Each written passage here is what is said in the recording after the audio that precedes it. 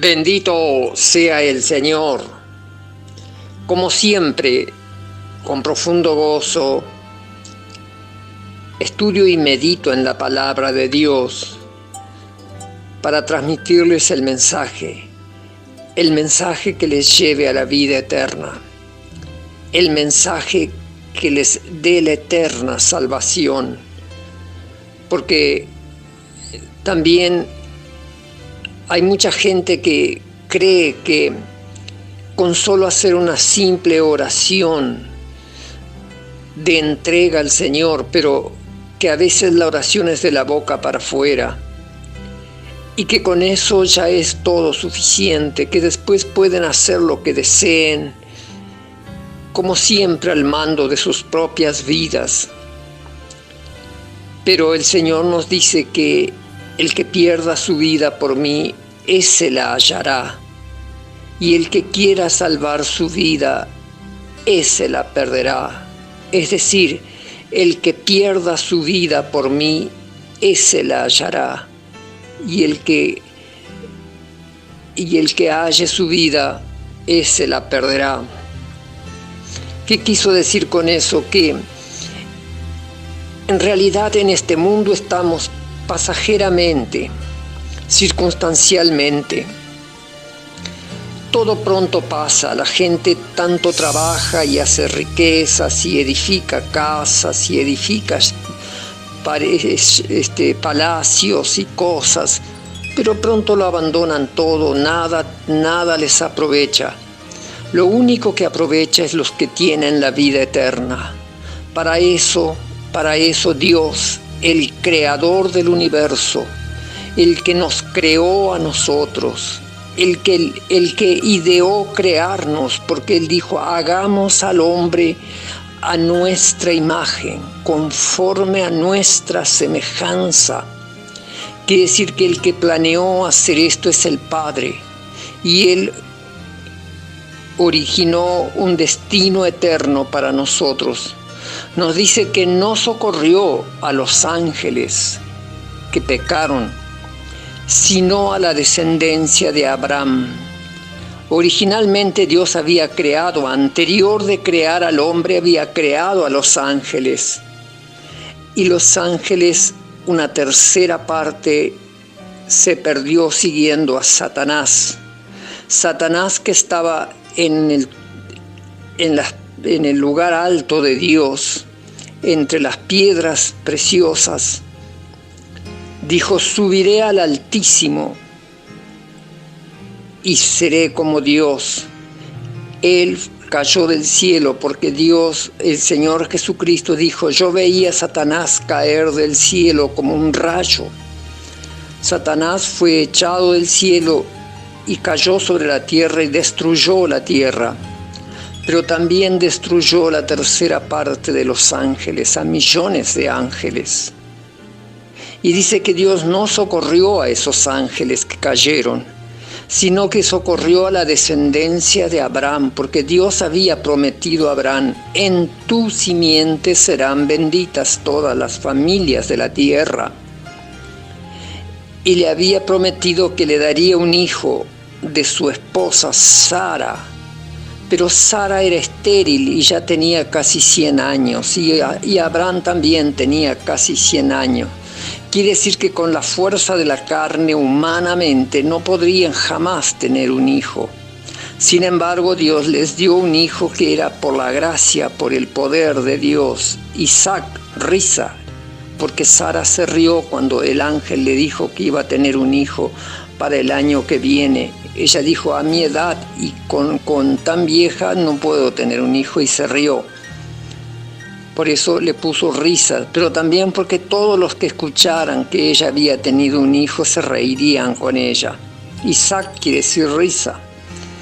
Pero la descendencia de Isaac también pecó, y Dios socorrió, dice, a la descendencia de Abraham, y no a la descendencia, y no a los ángeles que pecaron. Y por eso el Evangelio vino a nosotros, a través del Señor Jesucristo. ¿Qué fue lo que ocurrió? Estando el hombre perdido, Dios envió a su Hijo, al Señor Jesucristo. quien nació, le preparó cuerpo y nació acá en la tierra. Nació de la descendencia del rey David. Y también, y el rey David era descendencia de Abraham, de la tribu de Judá. Eran descendencia de Abraham. Y él nació para llevar nuestro pecado. Nos dice en Corintio que él fue hecho pecado por nosotros, para que nosotros fuéramos hechos justicia de Dios en él. Miren qué cambio, qué operación de Dios. Tomó a su hijo que nunca había pecado, que nunca había cometido maldad, y lo hizo maldad para salvarnos. Y nos tomó a nosotros, que nunca habíamos hecho justicia, que nunca habíamos tenido santidad, y nos hizo santos. O sea que el pecado nuestro fue sobre el Señor Jesucristo. Dice, porque Él fue hecho maldito por nosotros, porque escrito está, maldito todo el que es colgado en un madero, todo el que es clavado en una cruz es maldito. Y el Señor fue hecho maldito para que nosotros en Cristo, o sea, en el reino espiritual, hay dos reinos, el reino de la carne y el reino del espíritu. ¿Qué es el reino de la carne? Es la voluntad humana, es lo que humanamente se pretende hacer. ¿Y qué es el reino del espíritu? Es aquellos que escuchan la voz del Espíritu Santo y permiten que el Espíritu Santo obre a través de ellos. Como Dios le dijo a Abraham, te bendeciré, te engrandeceré y serás de bendición. Todo lo hacía Dios en Abraham, no era que Abraham logró hacerlo. Ahí se comienzan los dos reinos. En toda la Biblia está. Amado oyente, amado hermano del grupo, va a tener que ir acostumbrándose al lenguaje de la Biblia, porque a veces me dicen, tengo que predicar en un lenguaje más sencillo. Pero ¿de qué le serviría que yo le enseñara un lenguaje tan distinto de la Biblia y después no pudiera entender la palabra de Dios? Mejor que lo entienda desde el principio, originalmente, y luego ya pueda manejarse. La Biblia nos habla en Gálatas diciendo, andad en el Espíritu y no satisfagáis los deseos de la carne. Quiere decir que nosotros tenemos que rendirnos a Dios. ¿Pero cómo lo rendimos? ¿Con nuestra fuerza natural? No, porque la fuerza natural es la carne. ¿Qué es la carne? La voluntad humana, la capacidad humana de hacer, de la capacidad mental, cerebral, lo que el cerebro puede hacer. Eso es la carne. ¿Y qué es el Espíritu, el reino del Espíritu? Lo que el Espíritu Santo de Dios hace a través de nosotros. ¿Y cómo podemos entrar en el reino del Espíritu? No podemos entrar por nosotros mismos, porque nadie puede ir a la presencia de Dios por sí mismo. Nadie tiene esa unción. El único que conoce ese camino es el Espíritu Santo. Entonces lo que podemos hacer es pedirle al Espíritu Santo que nos ayude a rendirnos a Dios, que nos ayude a entregarnos, porque nos entregamos al Señor, porque escrito está en la palabra en Romanos 10:9, que si confesares con tu boca que Jesús es el Señor, y si creyeres en tu corazón que Dios le resucitó de los muertos, serás salvo. Fíjese qué fácil es.